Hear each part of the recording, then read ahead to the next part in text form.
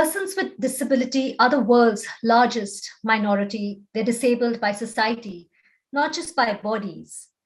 But leaving no one behind is a very key principle of the Sustainable Development Goals. Inclusion of persons with disability is definitely key. Today, we have with us musician, filmmaker, entrepreneur, author, sound engineer, and computer scientist, Dr. Rupam Sarmah. He's also the writer and director of One Little Finger. Thank you so much, Dr. Rupam, for joining us today. Hello, Ambika. I'm so grateful to you. Namaste and NDTV for having me and covering our story. Thank you. You know, Dr. Rupam, this whole month we have dedicated on our campaign, the Banega Swast India campaign. We really dedicated it to love because, February is the month of love, Valentine's Day. But love is not really about just romance. It's also a lot more empathy, care, and persons with disability, I think at this point, really need it the most. And inclusion is again key, like I said earlier. So you have written as well as directed a film that made history. You cast over 80 persons with disability, children as well as adults. And One Little Finger has won numerous awards at film festivals, in fact, around the world. Tell us a little bit about the story. Yes, Ambika, thank you for asking. One Little Finger, it's a narrative feature film with the theme ability and disability. So that was our theme. The story is about Raina, an American neurologist, who goes to India to explore and research music therapy, and she finds herself teaching children and adults with disabilities. Often the children with disabilities become victims of neglect, bullying, harassment, and Raina tries to bring them together through music and inspire them to challenge themselves through their abilities. The film shows how their lives are transformed. Um, to me, it's not just a film, it's a movement to break the barriers of the stigma of disability. And all it takes is a change in our perspective, a change in our mindset. Disability is only what we perceive, Yes. ability is everything that we believe. Actually, it's actually, I mean, as a society, I think, like you rightly said, perception, that's what we need to change. I think the biggest stigma for people is living with disabilities, the society, the barriers which we create around us. So, you told us about the movie, the storyline, and of course, the amount of awards, the number of awards they've, received at all levels. Tell us what inspired you to actually make a movie on a sensitive topic like this, but definitely need of the hour. Um, so it was a journey, I would say. I was inspired by the life stories of the people with disabilities and wanted to, take on the challenge of learning more about them, telling their stories to the world and creating a platform for them to show their abilities, not disabilities. Before making this film, I worked on a number of projects related to, as a musician, frequency-based music and vibrations called Omkara. That was adopted in schools, in different special needs schools for stress relief, for depression. And my earlier research work was also artificial intelligence and autism. So as you can see, my background was Yes. involving with many projects related to that. So I was inspired and I came to know many of the organizations, children, parents, educational Mm, institutions, and I was intrigued to bring their life stories and mm, challenges they face to the big screen in a positive way. You know? yes. And and over 15% of world population live with some form Yes. of disability. Yes. And just in the United States, 1 out of 44 children is diagnosed with autism spectrum disorder.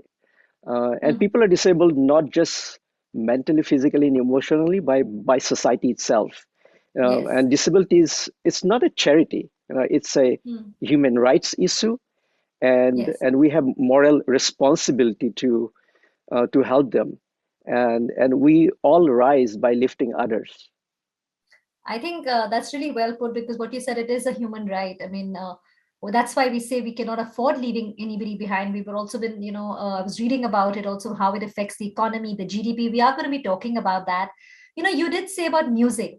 You've been working in that, whether it's working with autism, but music is something you've also got the Guinness, you've created a Guinness World Record for composing and directing a musical journey for world peace. Rupam, also, we know what music means to you, but as music is also has a healing power. Tell us what do you know? I mean, how can music really help us? Tell us about music therapy and how can it help persons with disability? Yes, I'm glad that you asked that. As you know, as being Indian, the Mhm. ancient art of sound healing is a new science today as music therapy. We all know Yes. that certain types of music's tone, rhythm has healing power, especially Indian classical music. The Classical raga. ragas, Yes. many slokas, the sound of Om, Mm. chakra energies, and the hymns that originated from Vedas and Upanishad. Yes. We know that as Indians. Um, our emotions rule our body and mind, as we know that. Different musical instruments and sound harmonics have been used as a healing tool around the world for thousands of years. For Mhm. example, many instruments like didgeridoo in Australia, sound of khol in Vaishnav culture, hymn, chanting, crystals, flute, Tibetan bells, singing Mhm. bowls, Sufi music, and so on.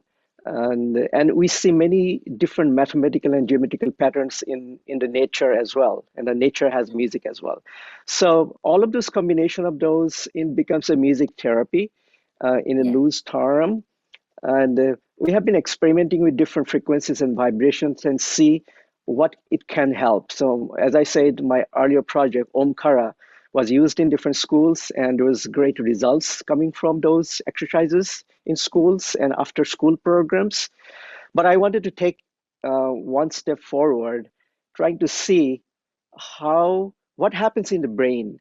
That's Yeah. where it comes the neuroplasticity. What changes How the does it brain affect? patterns?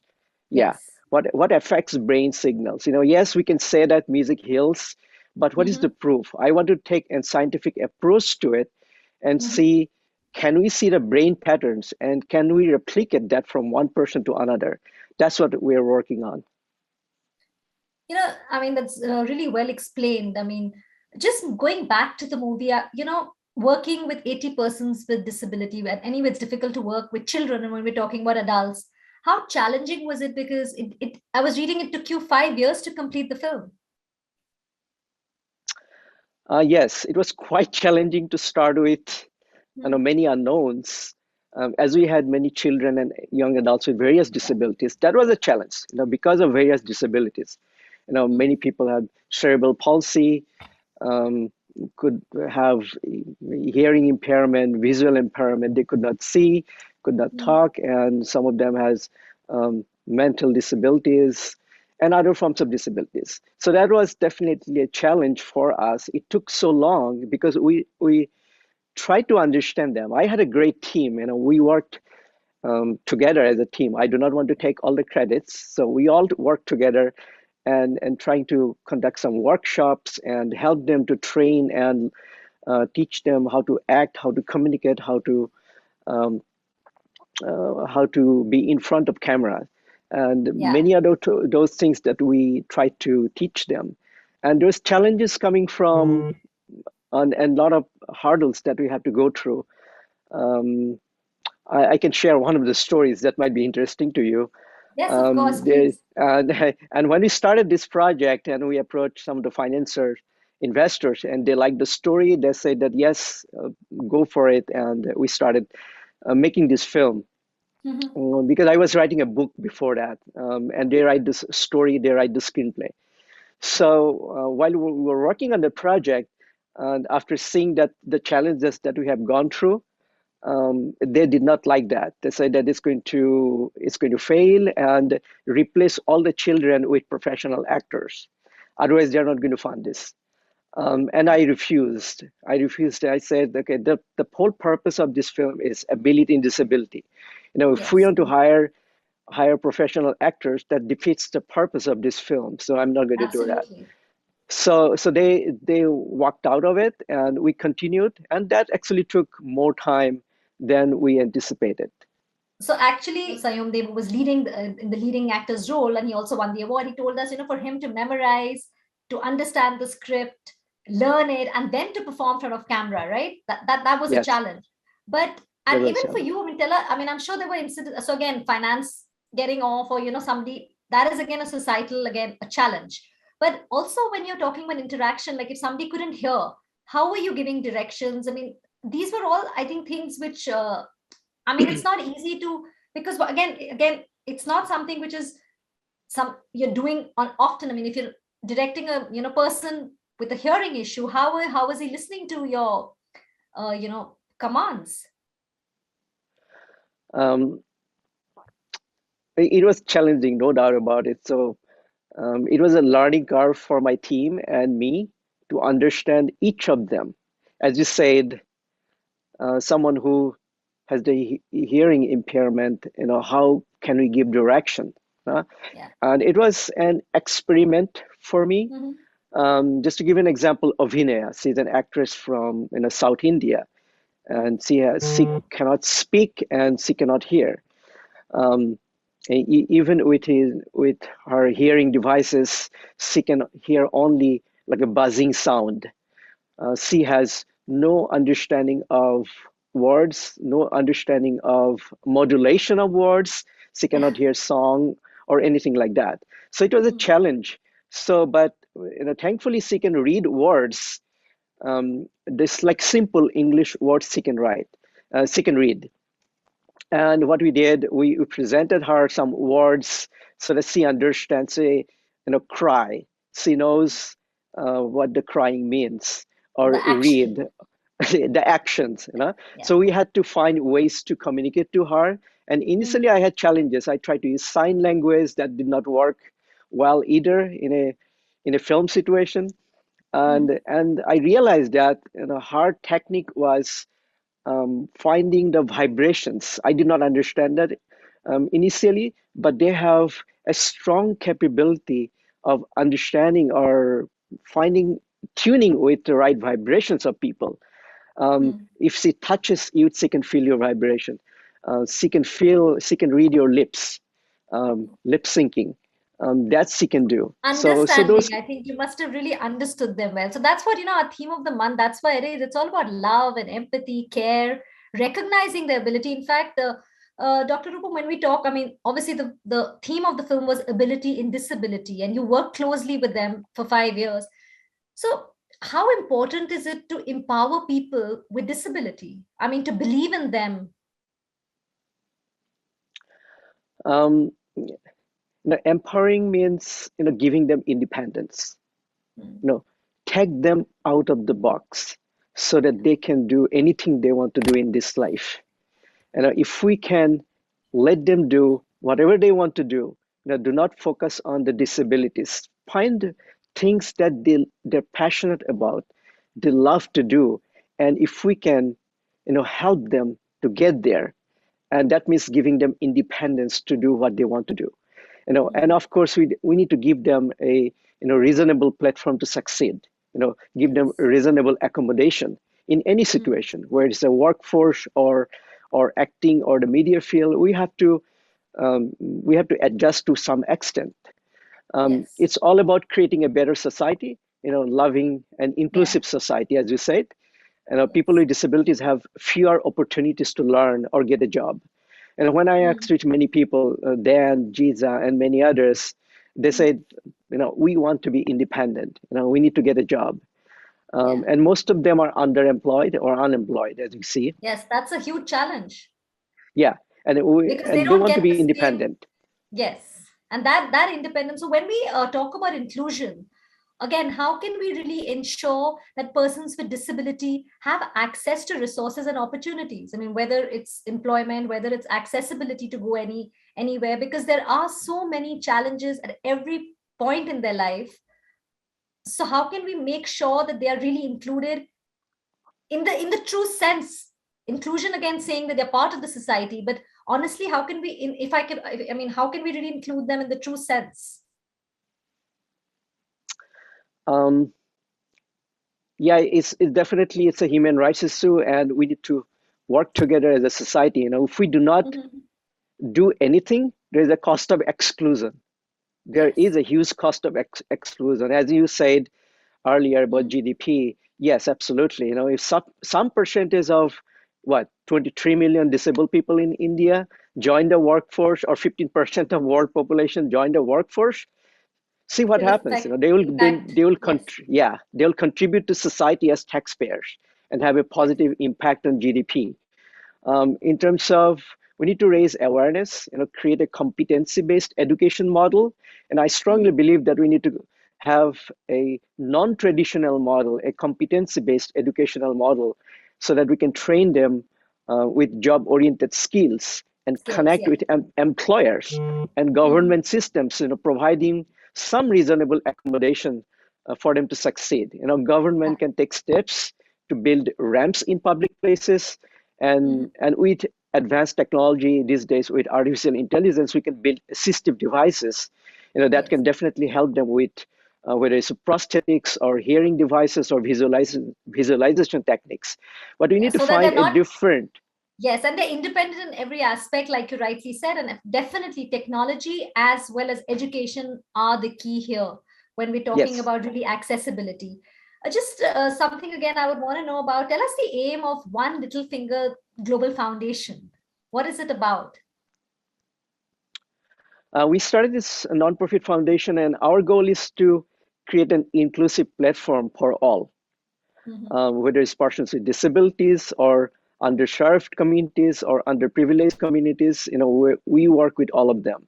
And our main focus areas are three areas: education, media, and research. As I mentioned about education, and we need to provide and create a competency-based education to persons with Yes. disabilities and underserved communities, who are unable to get proper education, either due to financial reasons or lack of time or other reasons. So that's one. And the second one is the media. Um, Yes. we are a non-political organization. We work on media, means film, music, literature. We created an all-inclusive platform to help deserving artists to work on various different projects. We're currently working on a couple of projects supporting Cancer Foundation and another music project with children with disabilities. Wonderful. Uh, and the third one is the research. And I mentioned about the neuro research that is Yes. ongoing, and we're starting a counseling, music, and brain research center. We're delayed because of the COVID for last couple of years, Yes.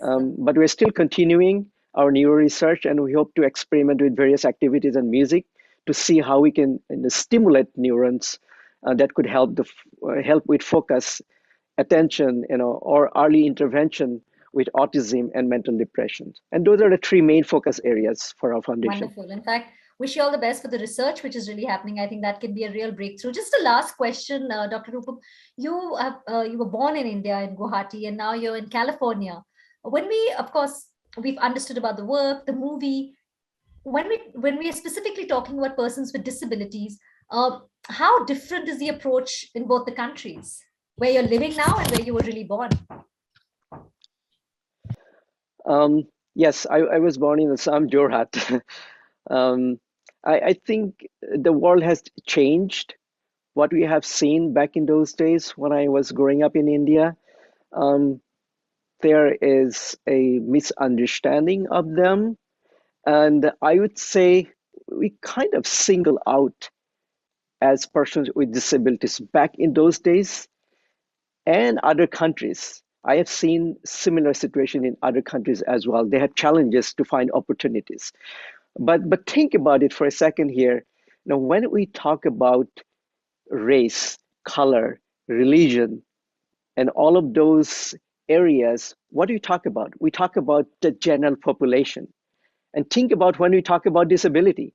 We are one group of disabled people versus all other people, that's as normal people with race, color, and all other areas that we talk about. But when we talk about disability, we only talk about disability. So there is a change of mindset that needed, and we need to bring them and include them as part of the society, and that requires a change of mindset. A change of mindset. I mean, I think we need to respect them, we need to understand them, we need to include them, and it's not about them and us. I think they are part of us. I think that's Yes, what's most important. Thank you so much, Dr. Rupam, for joining us today, and all the best for this research, and thank you so much once again. thank you so much for having me, and thanks to NDTV.